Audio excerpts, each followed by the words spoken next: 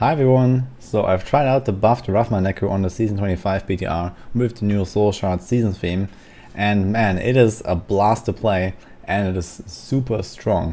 So I've cleared a GR140 with this, not abusing this explodey gem that basically kills the entire rift for you, and also not having the Ring of Fire. I did it fair and square with a proper build with just those two new gems and the buffs. The buffs themselves, they are roughly like 8 tiers or something like that. And then you have the soul shards on top of it, which in this case is actually very powerful because of the dependency on a lot of cooldown reduction. So I went with the 75% CDR version here on the Essence of Anguish. And then we have the Sliver of Terror in the Helm that gives you more damage per active cooldown. In this case you can't stick in that many because you have a few skills that are mandatory, like the Revive and the Command Skeleton, that can't have a cooldown, and there's also Bone Armor, which just resets so incredibly fast that you have basically no way of keeping that up. You can spam it and it will maybe be up like half the time or something like that. And then you have Simulacrum and Land of the Dead. So this is what I used here. This is the physical version of the build. And there's no curse here, no scythe. We have Simulacrum instead with the Radina Shadowhook to boost the damage. And that was actually really nice. So I've been blasting through those GR140s in 3 minutes, speed farming solo. So this is definitely looking like a top tier build next season. And then doing the 150 push, no problem. This was literally 1 key and was a decent rift, but I had no trouble. Obviously the power level of the shards is extremely high. So without the shards, I guess this will go down by something like 15 tiers or so. So I believe that the shards in general will be tuned down a little bit, but I expect them to still give something like a 8 to 10 tier buff in the end with some more balancing. And this would still put this build comfortably in the GR150 solo range. The overall build has not really changed. It was mostly a buff to the set and then a few adjustments for the soul shards. So as I said with the Simulacrum for example, but this was already a viable setup that he could have played.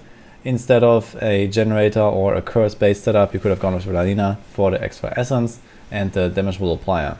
Back in season 23 I've actually cleared a GR131 of this. Back then I got a pretty high rank of that. I think it ended up end of season rank 4 or something, with 2.8k Paragon character with fully augmented and decent amount of keys used, but nothing super crazy. So if I assume something like a 70 buff, this would be 138, and then a season theme definitely benefits this build quite a bit because of the extra cooldown reduction. Back in season 23 there was no season theme, so we didn't have any buff whatsoever.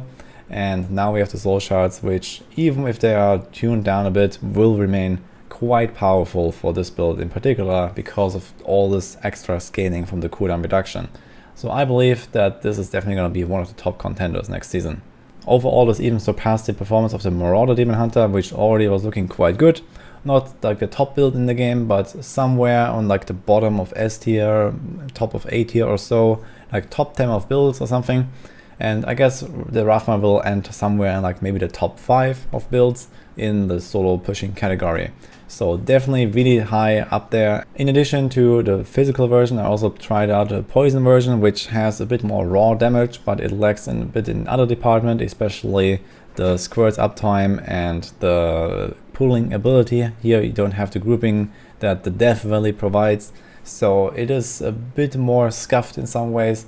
Also sometimes if you're not careful you can fear enemies away with the poison revive that has a fear effect. So I always had to try to use it somewhere like outside of the pool, and this is a bit more tricky to play with. On the live servers most people actually push with the physical rune as far as I'm aware, and in general both these runes are almost exactly equal in performance wise, at least in pushing, and usually Death Valley with the physical rune is slightly better in farming because of this grouping ability that shines a bit more in those cases. So right now it's a bit difficult to tell if you would prefer physical over poison or vice versa. I would say that the balance between them didn't really seem to change very much, and it really depends a bit more on the preference of the player to choose what works better. I assume that most people will end up playing physical again anyway, unless you find some really huge change that would favor poison more, but I don't really see that happening right now. So all in all, I think the buff was really a big help for the Necromancers, which needed some new build to shine after the Bone Spear nerf. They didn't really have anything really great anymore. That was really great for farming and solo especially.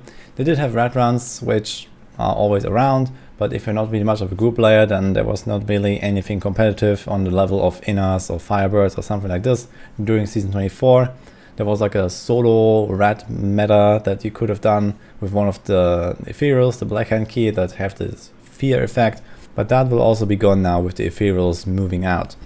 So you could still do something like a perma Land of the Dead rat meta or something like that, or even Corpse Explosion, which also looks pretty good, but not quite on the same level. I'll talk about this in more detail another time. So I think that actually Rathma will end up being the filler for this void that especially solo Necromancers had. Not sure if it's going to be good enough for any kind of group play.